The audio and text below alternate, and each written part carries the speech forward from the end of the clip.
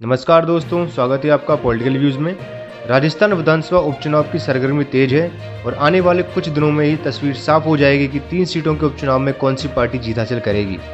CM Ashok Gehlot लगातार सरकार बचाने की जद्दोजहद कर रहे हैं, तो वहीं दूसरी तरफ भाजपा कांग्रेस को चैन की सांस लेने का मौका भी नहीं दे रही है। इसके अलावा हनुमान बेनीवाल की पार्टी आरएलपी भी राजस्थान में परिवर्तन का सपना देख रही है। आज हम आपको बताएंगे कि बीजेपी, कांग्रेस और आरएलपी में से कौन सी पार्टी इन 3 सीटों पर चुनाव जीत सकती है।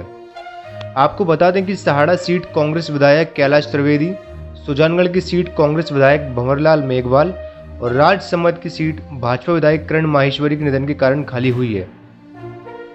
प्रदेश की 3 विधानसभा सीटों पर 17 अप्रैल को होने वाले उपचुनाव कांग्रेस के लिए 2023 में होने वाले विधानसभा चुनाव के सेमीफाइनल साबित हो सकते हैं। 3 सीटों पर उपचुनाव 2023 के विधानसभा चुनाव पर तो असर डालेंगे ही, साथ ही इन उपचुनाव में गहलोत सरकार के कामकाज की भी परीक्षा होगी। ऐसे में सत्ता और संगठन के लिए विधानसभा उपचुनाव साख का सवाल बन गए हैं। दरअसल जिन 3 सीटों पर उपचुनाव हो रहे हैं उनमें से 2 सीटों पर कांग्रेस पार्टी का ही कब्जा था। ऐसे में इन दोनों सीटों पर पार्टी हर हाल में फिर से जीत दोहराने के साथ ही भाजपा के कब्जे में रही राजसमंद सीट पर भी जीत चाहती है। तो आइए शुरू करते हैं राजस्थान की 3 विधानसभा सीटों को ओपिनियन पोल। सबसे पहले हम बात करते हैं सहाड़ा विधानसभा सीट के चुनावी इतिहास की। सहाड़ा सीट पर 1980 के बाद से अभी तक 6 बार चुनाव हुए हैं और इनमें से 4 बार कांग्रेस तो वहीं 2 बार बीजेपी ने बाजी मारी है। 2018 में इस सीट पर कांग्रेस के कैलाश त्रिवेदी ने बीजेपी के रूपलाल जाट को 7006 के वोटों के अंतर से चुनाव में पटकनी दी थी, पर अब की बार इस सीट पर पेंच फंसा हुआ है। हाल ही में संपन्न हुए निकाय चुनावों में बीजेपी ने गंगापुर नगर पालिका में जीत दर्ज की थी और गंगापुर नगर पालिका सहाड़ा विधानसभा क्षेत्र में आती है, इसलिए इस सीट पर बीजेपी के जीतने की संभावनाएं ज़्यादा नजर आ रही हैं। हालांकि कांग्रेस को सहानुभूति का फायदा मिलने वाला है, इसलिए इस सीट पर कांटे की टक्कर देखने को मिल सकती है। अब हम बात करते हैं सुजानगढ़ विधानसभा सीट की। सुजानगढ़ विधानसभा सीट पर 1980 के अब तक 6 बार चुनाव हुआ है, जिनमें 4 बार कांग्रेस और 2 बार बीजेपी ने जीत हासिल की है।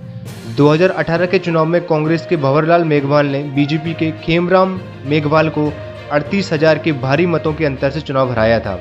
इस बार बीजेपी ने फिर से खेमराम पर ही भरोसा जताया है, जबकि कांग्रेस की तरफ से मनोज मेघवाल चुनावी मैदान में ताल ठोकते हुए नजर आएंगे। इस बार हनुमान बेनीवाल की पार्टी आरएलपी ने सीताराम नायक को यहां से टिकट दिया है। हमारे विश्लेषण के मुताबिक इस सीट पर कांग्रेस का पलड़ा भारी नजर आ रहा है और यहां कांग्रेस 2018 की तरह ही एक बार फिर जीत हासिल करने में सफल रहेगी। अब बात करते हैं राजसमंद सीट पर होने वाले उपचुनाव की। राजसमंद सीट पर 1980 के बाद से अब तक 8 बार चुनाव हुए हैं, जिसमें बीजेपी ने 5 तो कांग्रेस ने 3 बार जीत हासिल की है। 2018 के चुनाव में बीजेपी की किरण माहेश्वरी ने कांग्रेस के नारायण सिंह भाटी को 24,000 से अधिक मतों से चुनाव में शिकस्त दी थी।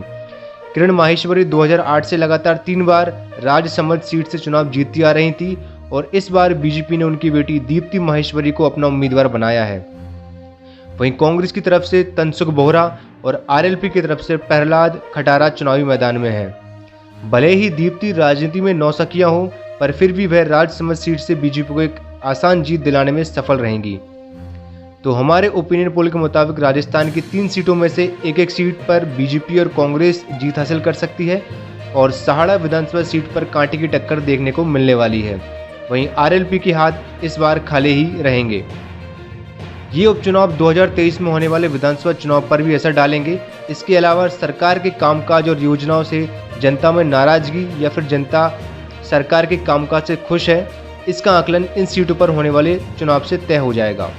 अगर 3 में से 2 सीटों पर भी कांग्रेस की जीत होती है तो माना जाएगा कि जनता सरकार के कामकाज से प्रसन्न है या जनता की भी सरकार की विश्वसनीयता बरकरार है, और अगर हार होती है तो कांग्रेस में ही सरकार में नेतृत्व परिवर्तन को लेकर आवाजें उठने लगेंगी।